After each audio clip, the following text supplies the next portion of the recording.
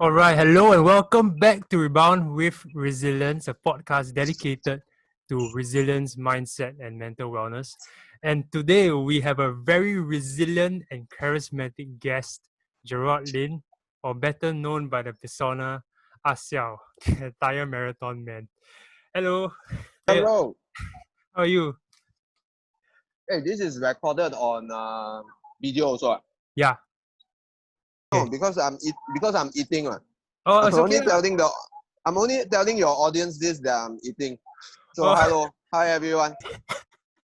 Just okay, can. dive into it. Okay, My okay. mouth I might sound like I'm having marbles in my mouth, but I'm actually having this wonderful chicken cutlet here with some fries and all. Yeah. I love it, man. That's So, typical. That's typical of Asia because that's he always does crazy stuff lah, and very spontaneous also. So we can eating have a Western food is spontaneous crazy. chat. What? Eating Western food is not crazy, okay? Eating Western food is normal. I mean, this is the first time my guest has a what I call it hawker center background. So brief introduction. Okay, Gerard is an ultra marathon runner. He's an entrepreneur and a avid fundraiser. So he first got in a way his online presence because in the 2012, right? 2012 Standard Chartered Marathon, he basically tied a tire to himself and he ran the entire marathon. So that generated quite a lot of buzz. A lot of people it was viral. Back in 2012, I think 8 years ago, wow, time flies. I dragged a tire at the Standard Chartered Marathon. The tire was around 14 kg tire. Okay. Drag it for the whole entire marathon for the bone marrow donor program. That was the charity I was fundraising for. Okay. So back then, I thought, hey, maybe I could do something for charity, maybe run a marathon for charity. I wasn't a runner. I was from a martial arts background, Taekwando. We don't do long distance. This was something new to me. I thought, wow, if I do a marathon, my friends will be impressed and they will donate money. Then I found out that, hey, shit, 50,000 people completed the marathon a year before. Right? So who is going to give you money? It's nothing special. But in my mind, it was something very special. So long story short, we came up with we, meaning the charity, the bone marrow donor program. The president at that point in time was Jane Pryor. So Jane and I were discussing, hey, how do we make this a wonderful thing, like something that is out of the ordinary. And she said, hey, yeah, go ahead, do something special. So I said, hey, why not I drag something? So she said, drag a bone. I'm like, you're not drag a bone, right? Why not I do a tire? And I thought, hey, it's a very simple thing. Just go and get a tire, tie around your body, drag it on the floor, drag it for 42K. Oh God, it was so wrong, man. Because the first day I got the tire, I did around 2.4 kilometers. 2.4, Yeah, and you told I me. nearly died. Yeah. Yeah, nearly died. So it was a very tough experience because no one knew what to do. You see, if you talk about running, you go to any running club now, I think there are veterans of marathons and all. They could advise you on how to train. So I went to them with 8 weeks out from the Standard Chartered Marathon. Said, can I train for a marathon in 8 weeks? They say, I was about 29, 30 years old at that point in time. They say, you look quite young, quite fit. Maybe can, but at least you need 6 months for a marathon. Okay. I said, okay. Can. I will train 8 weeks. I will train, no problem. But what about with a tire? They say, hey, I don't know. All of them were quite shocked that someone is going to do this. But I wasn't the first one. Sure. So apparently there were many people who drag tires for training. So like there was this group of women, the first team of women who went up to Mount Everest or something from Singapore. So they did this kind of training too. So one of them is known as the Tire Girl, Rima Chai. So Okay. I connected with her. So what I did was, because I died during the first day dragging a tire for 2.4 kilometers. So I say I have to go to all the running clubs in Singapore. I have to ask for help. I went online, I Googled, I connected with Rima, the Tire Girl. All of them said, quite crazy because you're doing a marathon in 8 weeks and you're dragging a tire along. But it was fun because when you don't know what the limit is, it makes it scary, but then every day is improvement. Right. Right. So every day, what I did for training, in case you're interested, I was dragging a tire at all the fun runs, all the training runs for the running clubs. And every day I will be very sore, very, very tired. And when I started so-called this campaign, right, dragging the tire, it wasn't for fame or anything. It was just for fun, just to raise some money. Okay. Just for fun, just to raise some money. It wasn't to be an influencer or something, gain Facebook likes or Insta likes or something. No. So what happened was we were saying that the, what do you call that, Stomp, the tabloid, internet tabloid, online tabloid, someone sends a photo. All the netizens right now, isn't that different in that they were trying to make fun of this person dragging a tire. Right? They like keyboard warrior or something like that. Yeah. But the amazing thing was, all my friends and people who knew about this, right? Because by then I've been going to different running clubs already. I've been telling them about my journey, my thoughts of doing this marathon with a tire. They came out to so-called defend me. And that's how it went viral. Sure. And it That's became very very interesting and heartwarming because it went viral. And people started to identify with this cause, bone marrow donor program. So there are multiple angles to it. So it's not just about me dragging a tire. For those of you listening, the endurance feats is nothing. Everyone can do something like that. But what matters is the story, right? Yeah. And I didn't appear as Gerrard, right? I appeared as Ah Siao. So I called myself Ah Siao, a crazy ex-loan shark runner who now runs for charity instead of loans. So this is a very interesting angle already. People are already, hey, who the hell is this? Hey, maybe he's for real, or maybe he's a real loan shark runner or something. Then I will speak in pop English, like, hey, Siao, donate money for the bone marrow donor program. Wow, so all this played a very interesting angle to it. And probably because when I was trying to raise funds, right, there wasn't many charity athletes around. And even if there were, right, they were like, wow, very bright, very established kind lah, those kind of got prestige. established, politically correct, or they got the status, you see. I wanted to make a statement about, how come Abeng cannot come out and do this kind of thing? Cannot. The underdog thing. And it ties in with the story of the bone marrow donor program back then. Was a very small organization. Back then, I was volunteering with them for a long time. They were a very small organization. There was a lot of misconception about bone marrow transplant because if let's say, what is bone marrow transplant for? Is for people with leukemia, thalassemia, and cancer of the blood. So if I have leukemia and the doctor deem it that, hey, I am suitable for bone marrow transplant treatment, I have to go and find a donor, right? So the chances of you matching me is 1 in 10,000. So to put it in perspective, 1 in 10,000, you buy 40 also not that lucky. You buy 40 or Toto, you also won't be that lucky. So even if we are brothers and sisters, the chance of us matching is like maybe 1 in 4. Okay. 25% chance that we will match. Sure. And the so-called Malay, the minorities, the Malay and the Indian community wasn't that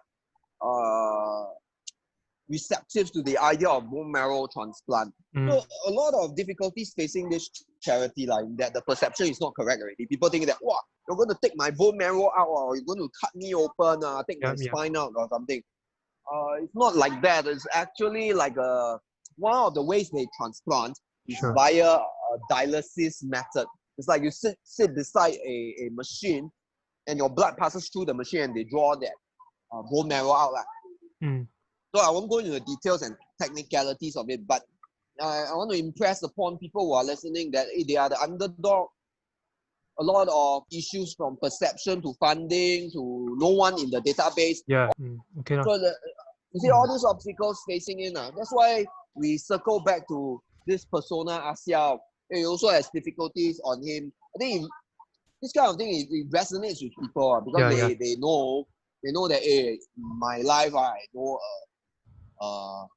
ruffian who doesn't have it good, but he's always doing good. A good heart. A good heart. Actually, it's very interesting because like I think you shared this with me this story before. Like in marketing, raising funds also requires a strong angle, right? Requires storytelling, and I think that Ah Siao was a very good persona and very good storytelling. So from then on, you took on that persona, right? I mean, before that, you were never did marathon, ultra marathons and stuff like that. But after that, you went on to do like, if you don't mind me just sharing right with the listeners, you went on to do things like competing 10 km on clutches with a tire, right? Because you had something happened to your ankle, but you committed to raise money, so you just went through with it. You ran 50 km a day for 50 days to celebrate SG50, and also from Singapore to Thailand. And recently, of course, Relay Majulah, 200 runners, each running 10 or 20 km, and in total, you raised more than $1 million. But before all these feats, because you want to relate to students as well, right? You know, for them it might be a bit far-fetched to like raise thousands of dollars of money for charity, right? Oh, your audience are all students, I'm a hype beast now. I never. Mostly actually not really students I would say 13 to 25, 17 to 25 probably, and into their late 20s based on the stats. I tell you, all whoever is listening, right? Whatever I'm saying to you, I no doubt I'm like old man now at 37, but I still feel that I'm like in my 20s. I can see that. No, in that time really passed by in the blink of an eye. It's like yesterday I just dragged the tire, that kind of feeling. Or I was still in university at 22. They're like yesterday, that kind of time just passes. So what I'm saying is, whatever I'm saying now, it's not coming from an older person, then you must listen, or is that different? I'm saying it's quite the same. When you were saying like, hey, maybe fundraising and all, right, it's so far-fetched, right? I don't think so. I think it's just the mindset. What I have is just a bit more experience. That's all. And maybe declining energies. What I don't have is the energy. Okay. So if anyone is listening, you want to take whatever lesson to do or not to do, like I don't want to behave like this guy, this Xiao one, I will never be like him. Go ahead. But it's all very applicable. Because I'm come from a station in life, like things isn't that easy for me. Actually, I wanted to, sorry to interrupt you, Asiao. I just actually wanted to talk about that, right? So I actually wanted to transition by talking about, hey, you know, you might seem like this person is doing a lot of stuff, but actually you come from a background where you also had struggles. And I wanted to ask you, like, what were the defining like moments growing up, or at least things that you remember? You know, can be your coaches or things that happened to you that can put on Instagram on. Things that shaped me, I think it's all very generic, or like growing up in school, PSLE, secondary school streaming, after that A-level, O-level, university, come out and work. But one of my earliest memories of my encounters with death. Mm. It's not death. It's not me going through death itself, but a friend getting cancer. I think I was primary 3. Mm. So one day he was there, the other day he was gone, that kind of feeling. Sure. Or rather, after a few weeks, a few months. Memory is hazy now. Okay. So I think he was one of my best friends. I remember that. I intuitively remember primary 3. This guy Qi Jian, he's my best friend. Then I think Okay. his death, facing death at that age, had not an impact on me, but shaped the way I feel that there must be something more to life. Mm. So I was quite a peculiar kid. Now I remember reading the Bible, the whole Bible. No, I'm not a particularly religious, but I think I read the Bible when I was in primary 5, the whole book. Then I cultivated a love of reading from there. Mm. And when I was younger, other than so-called the topic of death and all, I remember my dad hitting me and all, violence, family violence, but not against my mother, against me. Just beat me until there was one time the neighbors called the police because they thought that their neighbors' kids are dying. Right? So you call the police, and that last time call police quite tua zong one, Yeah, quite it must be quite a bad. big matter. Not like today or anyhow can call police. Yeah. Because Yeah. you must know the context of it. If your neighbors call police, that means something is wrong already. So that was how bad it was. Sure. And that had an impact on me. How did that have an impact on you in the sense that it's self-esteem wise or just confidence? Yeah. You didn't always have the you don't always feel confident. What's your let's say I didn't know that, but I think I was from the low SES low SES. Okay. I think so or middle SES but I mean when you're getting beaten at home, I think your school results also not that good. My school results wasn't that good also. Then your confidence isn't that good, low self-esteem. Okay. Then there's one thing that kind of helped you out of that, right? You mentioned that in JC you had this shifu, or that was it? Pardon me if I got it wrong. Is it karate? Was it karate? Was it different martial Taekwondo. art? Taekwondo, yeah, Taekwondo. And then you mentioned that he was the one that shouted random inspirational stuff at you, and everybody wanted to kind of do well for him, and that helped you. No, so I was in JJC. Okay. Now combined already. What's that JC called? Jurong Pioneer. Right? Jurong Pioneer. But I was in JJC. JJC had one of the best Taekwondo programs amongst the JC at that point in time. And one of the instructor was from NTU. And he brought me to NTU to train. And NTU happens to be the number one club or tertiary club in Singapore for a long time. Shifu, we all call him Shifu because he asked people to call him Shifu and he had a great impact on me. Because our training will be very tough. I think very tough. Like we have a house, we have a staircase around 6-story high on a slope or hill, small hill, what we call the Nanyang house. So we'll run up and down Nanyang house 10 times, 20 times. I remember max maybe 20 times. And run up and down, kick all the kicks, maybe 100 kicks, or push-ups, at least 20, 30, how many sets? 5 sets, 6 sets. I think all this appealed to me. Right. And not because I did well in the sport. So don't misunderstand. I did well in that I could improve, but I was a noob. Not even noob, but like 3 or 4 levels below the level of noob. Like my kicks are ugly, but for me, I saw that if I tweak my leg a bit, right? I turn it around, I train my body in such a way, I stretch a bit more, I could see improvements. Sure. So that spoke to me a lot. Okay. And after maybe 3 or 4, I think the 5th year, I joined when I was 16 or 17. When I was 21 or 22, I got my first national champion. Then I went on to become a 3-time national champion. You mentioned about the small corrections, right? Something about the small improvements that you made that kind of appealed to you.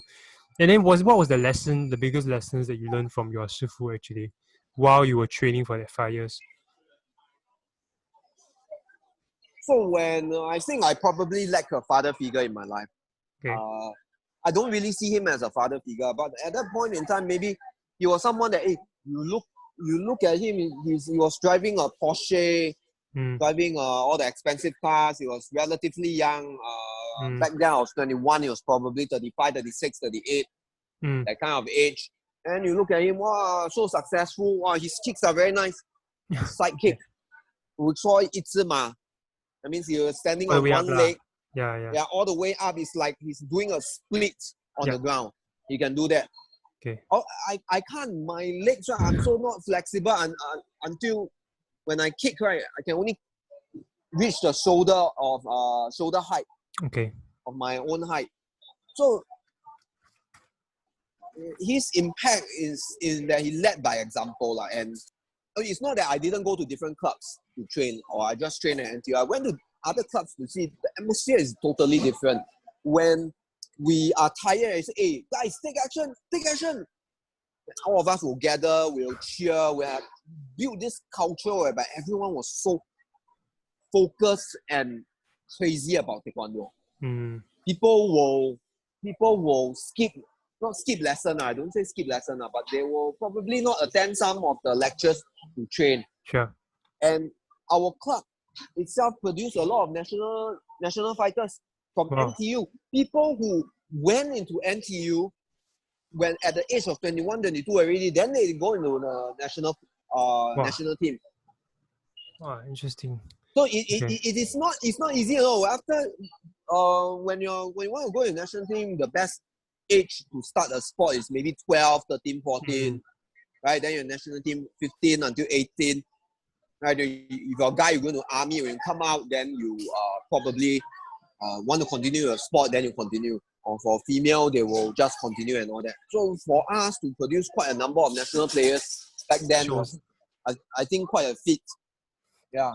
Okay. And it shows in the culture also builds champions. In a way. Culture it's very hard for me to talk about it. Sure. And people will know. It's like you need to put yourself in a situation, right, whereby, I mean, motivation is overrated. It's like, tell me about motivation, right? When I am huffing and puffing, right, I cannot move already, my legs are lactic, and my opponent is coming in with a kick. If I don't defend the kick well, I will get scored and my team will lose. I think that's when your training doesn't just become theory anymore. It becomes something that you apply. And the impact that I had from Keith was through action. It was never through theory and like lecture to us or talk to us. No, we do it through action. You use your body as a tool to take action. One of the phrases always say, take action, take massive action. Okay. Yeah. So I think that also like shaped part of your, like you said, your perspective, and then eventually led you to start dragging the tire. But I know that leading up to that, you were facing some stuff here and there, but then you decided, hey, I'm just going to drag a tire. What was, before you started and say, okay, I'm going to drag a tire, what was there any moment you said, okay, I'm going to do this? What, no, is there any actually trigger? No trigger. It's just a stupid random idea. Okay, sure. Quite silly idea that we decided to do for fun. Because like, people say, wow, you raised $100,000 that year. Now wasn't planned on. Really wasn't planned. It's just go and do. Sure, sure. I mean, it's an Do for important fun. point. It's an important Uh, point. Some things also come out of just doing stuff, right? Like for fun. You don't always need to have like a super strong reason initially. You just did it, and then of course along the way, the no, reason comes. you need a super strong reason because that's what's always published in the media and all. But you look Mm, at everyday life and all. sure. Every day wake up, wow, I'm motivated. I need to. Well, so motivation is Overrated. overrated one. You need to put Mm, yourself in a system, a way mm, of life, such as every day you wake up, right, you do the same thing over and over again. sure. Then success will come, if that's what you want. Yeah, yeah. But most people lead very boring life, you think about it. It's true, it's true. But I think you also read, I'm not sure whether you heard of Atomic Habits. I think he was the one that said, right, we don't rise to the level of our goals. We fall to the level of our systems, right? It's what you do every day that kind of makes you. Which kind of want me to transition into like running ultra marathons and specifically Uh, because this podcast is about resilience, right? And about breaking limits, stretching limits. So we want to discuss a bit about that. Because I I see the things that you do is quite insane. I'm trying to find out what's your mindset and also like maybe one question I can ask, right? Of all the things that you have done, right? The craziest things you've done, was there a point where you felt a lot of pain, like physical, mental pain? And at that point, how do you of push course, of through? course. Yeah. You need to be excited about this at the start. Well, okay, Mm, ultra marathon, right? For the strictest of definition is anything above 42K. mm, So 42 km is a marathon. But anything above a marathon is an ultra marathon. yeah. So you got 50 km marathon, you got 50 km ultra marathon or 80 km ultra marathon or 100 miles. That's a most popular distance. Or multi-day stage races or time races whereby you run for 16 Yeah. hours. You see how much you can clock. Yeah. So for me, it's quite exciting. When I discovered the world of ultra marathon, it's like, hey, Mm, wow, there are people doing this kind of thing. Very exciting. Why not I go and think about what I can do next after dragging a tire? okay. Then I thought, there are people running a marathon a year every day. One marathon a Huh? day for a year. Yes. Are 300, you yeah. serious? There are people who did it for like a few years, that kind of thing, every Yeah. day one marathon. So I thought, okay lah, if they can do it for a year, I can do it for a month, 31 days. So that was my second attempt. Okay. Not second attempt, but second so-called fundraising attempt. Is it attempt? Yeah. Okay, Yeah. but after that, when you tasted it a bit already, you go through that event already. It's easy to say, hey, we can do some things so-called crazier lah, like 50 Yeah. days, 50 km a day for 50 days. 5 years ago when Singapore turned 50. And so I wanted to talk about a bit of the pain. So that's why I say when you talk about motivation and all that, right? Okay, I'll give you an example. When we do training, let's say 10 sets of 1K all out on the track. So the training, right, only starts, right, by the 8K or 9K. That's what I always tell my friends Students. Okay. or my students. Why? Because that's when you're tired. That's when your form is lacking or lagging. Yeah. That's when you say, hey, I want to stop. And when you're breathing hard, when lactic acid is in your leg, you train, right, not just your body, but your mind.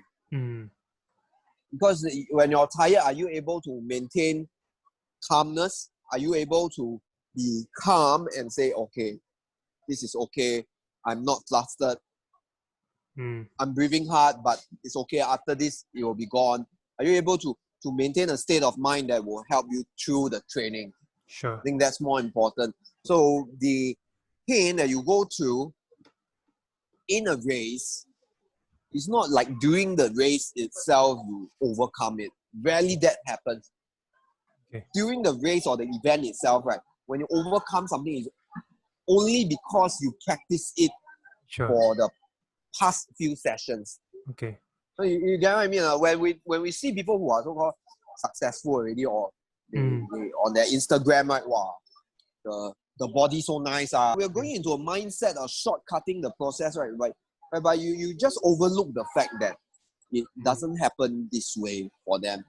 No, we don't look at the boring parts of a person. Like my life. So you say this is insane. You want to draw these lessons out, but Mm. you need to look at the very boring times when I'm running all by myself. Like easy run. There's nothing difficult about it. There's no secret about it. I'm just putting in the work. We need to look at that also. Sure. And the so-called, what do you call that? Mind over body, or Mind over matter. transcending, mind over matter, transcending the pain. Yes, you can have that, but you need to practice it, and it's not everyday Sunday. It's not every day you wake up, wow, motivation, I'm very motivated. Sure. Yeah.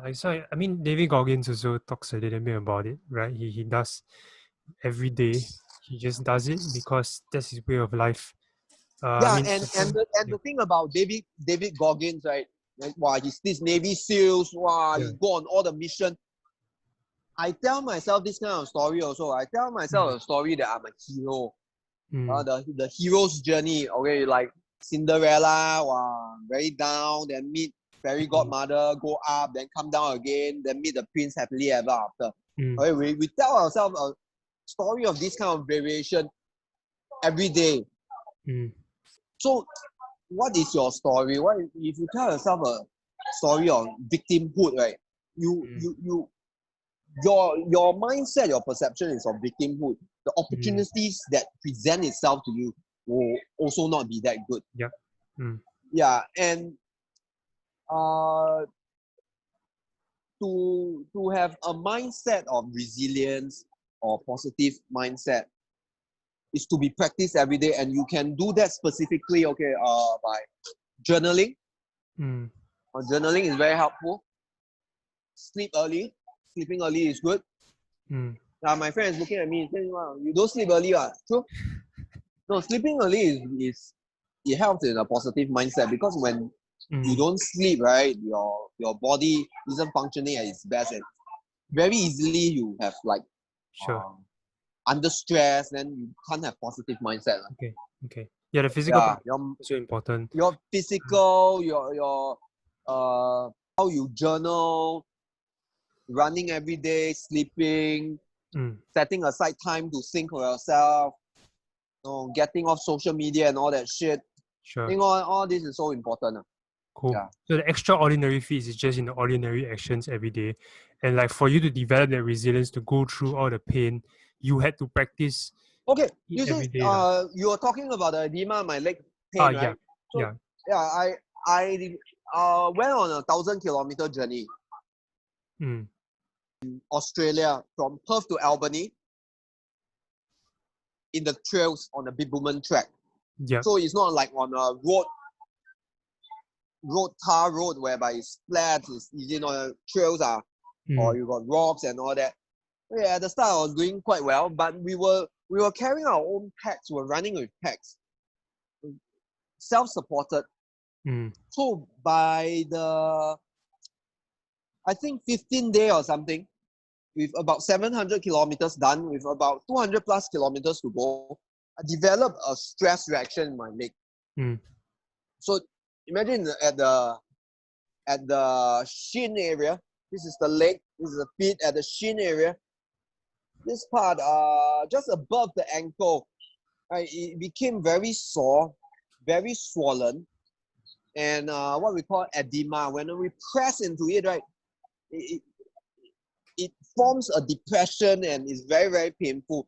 Every step that I took, right, pain shot out from my eyes. Pain shot out from the eyes.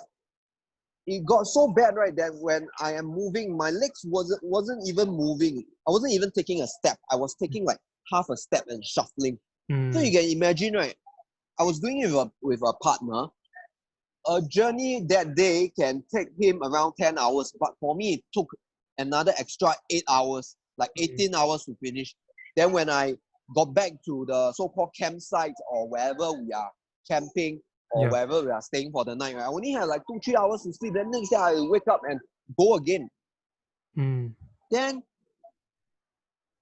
that journey, I could have given up. I could have given up.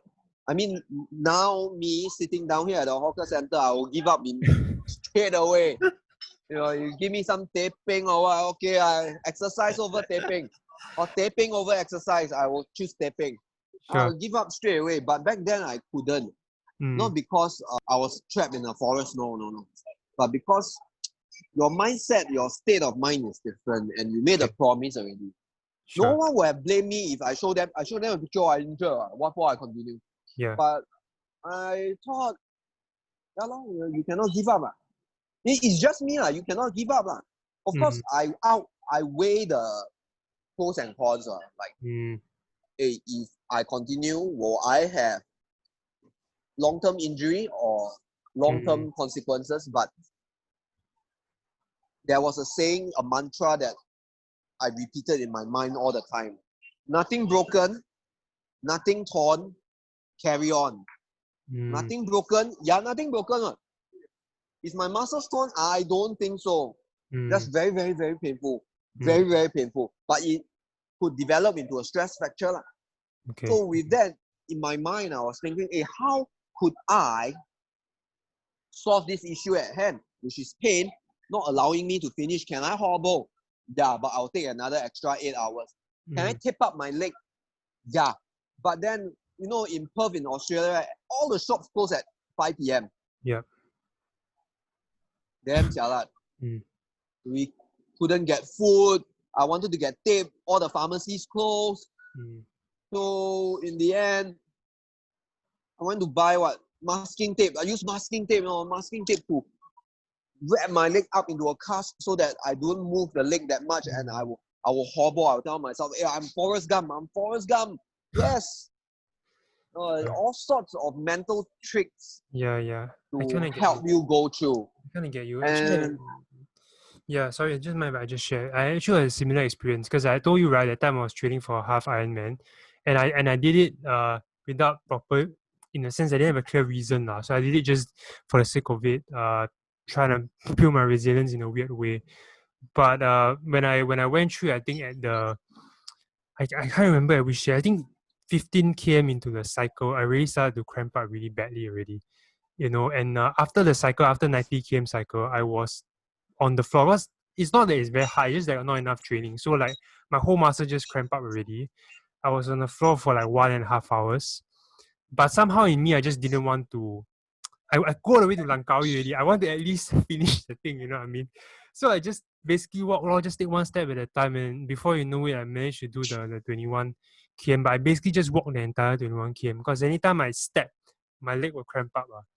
So I think, like you mentioned, in the mind, quitting was not an option. So the mind will find ways and means to find solutions to within a set of parameters to get it done. no, but we can't trust the mind. So what I will do, right, for every project now is when you want to, you will tell someone about it. Sure. So that you're accountable. Then next you will probably come up with a way to punish yourself if you don't achieve it.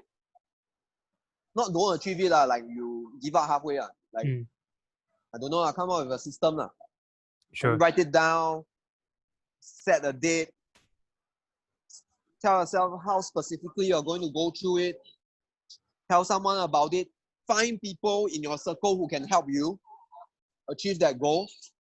And I think that's all there is to it.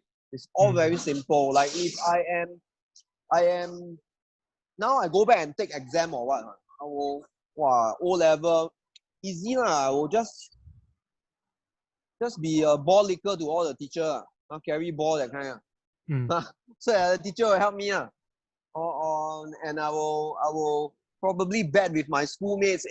Bet something.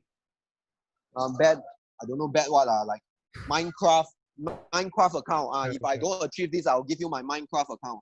Okay. Or I'll delete my Minecraft account or something like that. So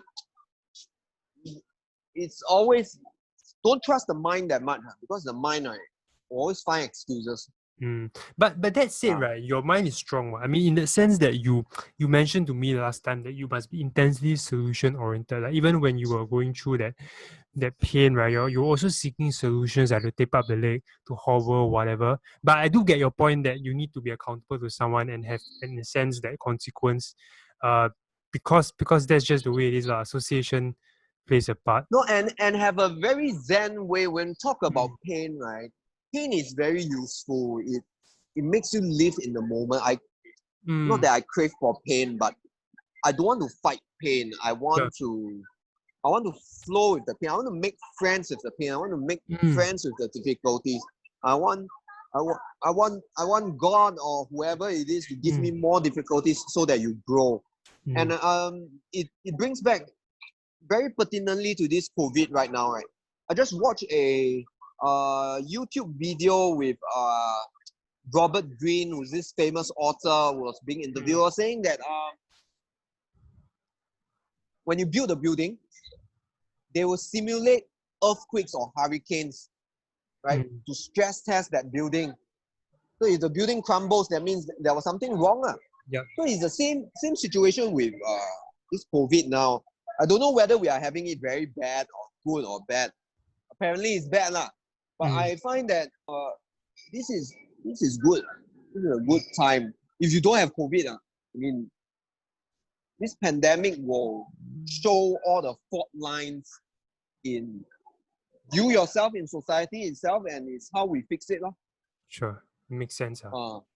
I think this is a good chance for people to upgrade themselves, or don't waste this time that's given. But I think it's quite bad.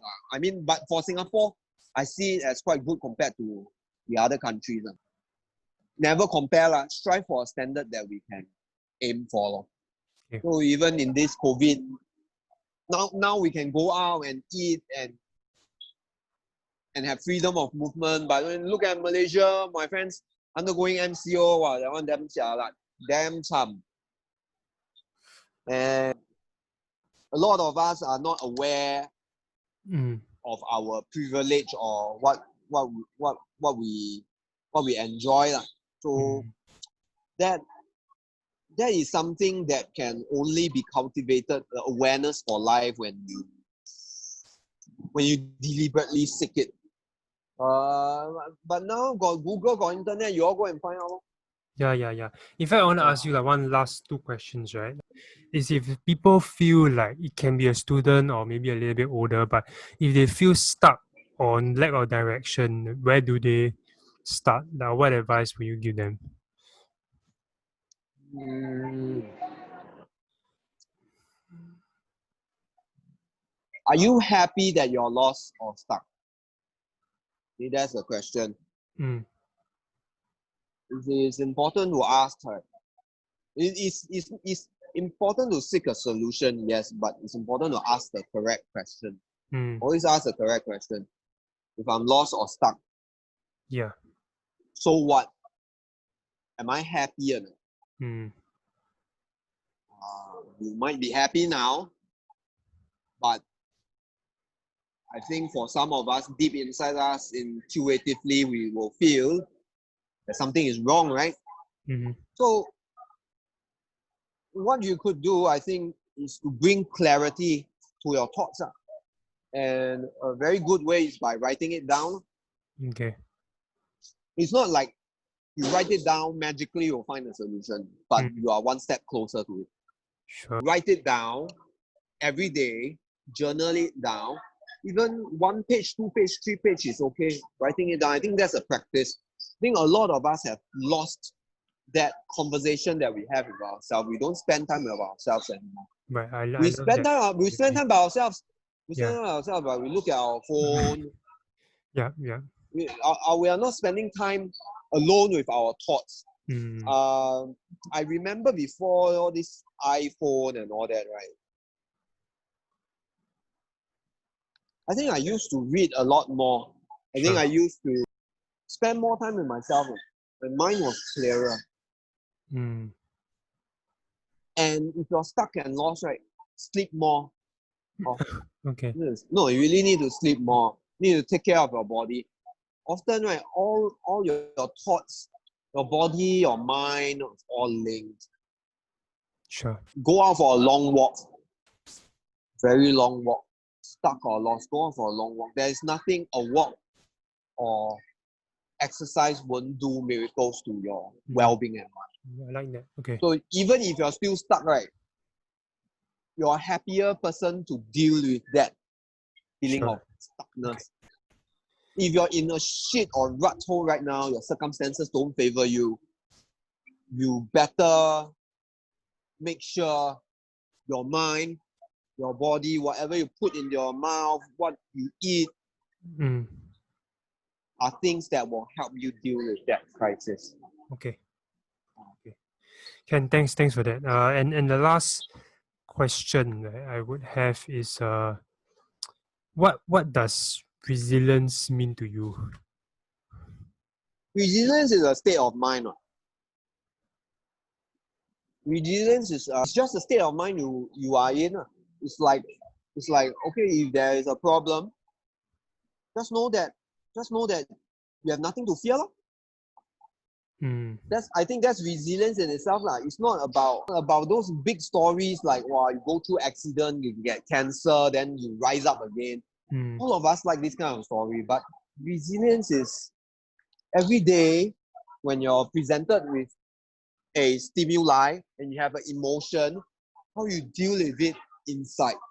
That is all. Your mindset, your perspective. Very simple. If let's say I deal with it every day now, like I cannot find my phone or I cannot find my mask, I get angry, you see. Then how? I cultivate it every time, small things like this. So that when bigger things come along, I don't exhibit emotions that will inhibit me from solving that problem. Remember when I said about going for races, 1,000-kilometer journeys, not giving up? That isn't done during the race itself. That is done from little steps. Sure. Of practices that you take. Okay. Every day is a practice. So every day is a good time to practice resilience. Sure. Yeah. That's a fantastic end to this podcast because that's you I feel like that consistency defines you. And yes, where can we find you? Ah Siao? Just Google Ah Siao 69. You will find me. Okay. Definitely. Okay, nice. Connect with me. You can chat with me. I will help you if I can. Do connect. Facebook also. He posts a lot of stuff there. Okay. Thank you, Gerrard, for all that you do, and I appreciate the time you took to do this podcast. I will see you when I see you. Okay. Take care. Bye. Okay, bye. Bye.